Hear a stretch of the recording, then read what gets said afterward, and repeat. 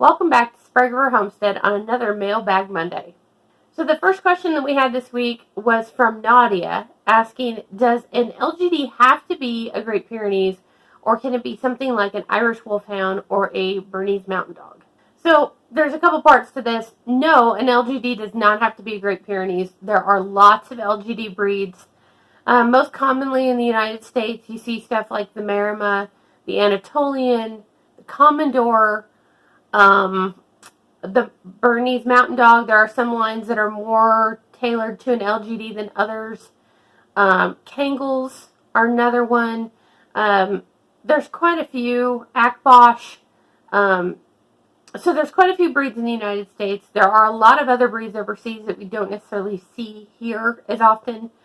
But on the other side of that, an Irish Wolfhound is absolutely not an LGD breed. They are more of a hunting type dog used for bigger stuff. So they're not really an LGD. They don't do the same things. They don't really bond to livestock or guard livestock. That's not what their goal is. So no, there are other breeds. It doesn't have to be a Pyrenees, but Irish Wolfhound, not an LGD. Okay, so the next question I had is kind of a genetics question. I've had two different ones this week, kind of all pertaining to the same thing. Raymond had sent me an email asking about breeding out sore hawks. And then we had another person post on a video asking about dealing with a breeder that had a really long tooth, Malocclusion.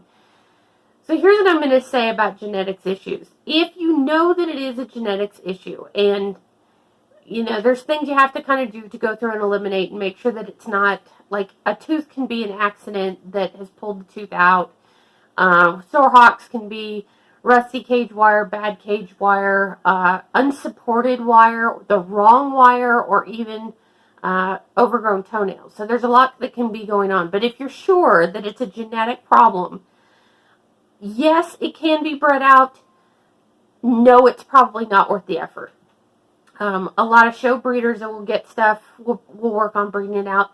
But remember that these things tend to be recessive. And the reason that you know they're recessive, or how you know they're recessive, is a lot of times with your parent stock, you'll buy, two rabbits, breed them together, the parents look great, and suddenly you've got malocclusion. And malocclusion is, of course, where the teeth don't line up, so they grow funky, they swirl, they come out the front, or grow up into the roof of the mouth. So it's a recessive trait because you don't always see it. It takes two carriers bred together to produce it. So it can be very, very difficult to cull out. You can cull the parents. If you think you've got malocclusion, the recommended thing is to cull the parents out. I've seen people try and use them as breeders and then, try and cull out the offspring. It can be done. It's not easy to do, and it's not really worth the effort. I mean, do you really want to take an animal that's subpar, that's got genetic issues? And I'm not saying you have to conk them over the head. You can retire it to a pet or do whatever you want with it. Culling just simply means moving it out of the program. Is it really worth breeding that animal and bringing those problems in and having to work on them later? You're far better off removing it from your program, finding an animal that does not have these issues, and moving forward. I know that can be sometimes kind of hard. We've seen it in the Americans on occasion where we'll get a really nice animal and then they pop up with sore hawks. And it tends to be that a lot of times it's improper furring on the foot pad, or it's where you've got an animal that's really, really overactive and bouncing the bottom of their cage floor.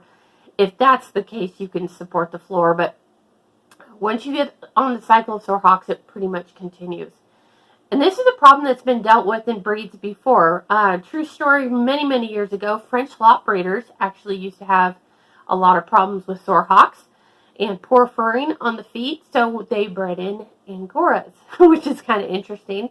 Angoras are known for much better furring, naturally, in a wool breed. So I've got a friend who breeds French lops, and she said every great once in a while, and this kind of goes back to that recessive gene, every once in a while, here 10 and 12 generations later, they will pop out a woolly baby. So that's just something to keep in mind, that yes, you can breed stuff out, but it's very difficult and it's a very, very long game, and your efforts are probably better off applied elsewhere. Okay, so here's a question we actually had a while ago, but it's come up a couple of times.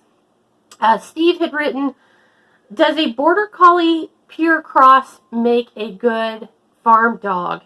We're looking for something that could do everything, and this just seems to fit the bill all the way around. No. If you've seen my other videos on LGDs, you know that I'm really not big on the idea of crossing an LGD with anything but an LGD. It causes a lot of confusion. These dogs were bred specifically for very specific tasks. The thing that you have to remember is a Border Collie is bred for herding. An LGD is bred for guarding. I've seen these come up on rescue sites. We've seen them come up on our local Craigslist, and they're basically pretty confused. They don't really understand their job, and they can be really hard to train, where a lot of your Border Collies, though they can be kind of stubborn, they're bred more to want to please and have that interaction and look to you for, some kind of guidance, even if it's just to tell them what their job is. LGDs work the exact opposite. They're bred to be independent thinkers, so while they will listen to your commands once they're fully trained, they execute on their own. So you've got dogs that basically come out with two completely different instincts at war with each other. They don't know when they should listen to you and when they should do on their own. So one, please don't be breeding these dogs, but two, I don't really advise that you bring them home onto your farm. Mostly that their temperament and the things that they're going to do is going to be wildly unpredictable, and it can change as they get older. It can change day to day, so it's not something I would recommend. All right, so here is a question from India. I get some of these from overseas every now and then. Arif asks, how can I farm my goats if I don't feed them grain? We've got to understand the basic biology of a goat. Goats are ruminants. They are not made for digesting grains. They are made for digesting grasses, shrubs, weeds, bark, that sort of thing. What happens in a lot of grains is they actually digest hot. They cause gas. This is where you get bloating issues and all kinds of foaming and different problems in your goats. So how can you farm without using grains? You just kind of have to try and do that. You're going to have to find good quality grasses, good quality forage of some sort. If you absolutely cannot graze them where you are, if you can't get good grass, hay, alfalfa, something, and I'm not a big alfalfa fan for goats, but it's better than nothing, you can usually get grass cubes or grass pellets. The cubes can be a little hard on goats. We've fed ours on occasion, and they'll mow them down eventually anyway. But with grass pellets, you can usually get alfalfa pellets, Timothy Orchard. I've seen teff pellets. You can get hay pellets. And if you have to use a pelletized feed, you're better off doing that than you are doing actual grain. It's just not how their system is developed. Now, I know we have a lot of dairy lines in the United States in particular that have been grain-fed for many, many generations, to where I had a lively conversation with a dairy breeder one time who said that you absolutely can't grow a dairy breed without dairy feed. I call bupkis. Biology is biology. Yes, if you are having to supplement your dairy breeds that much, you haven't selected the right genes.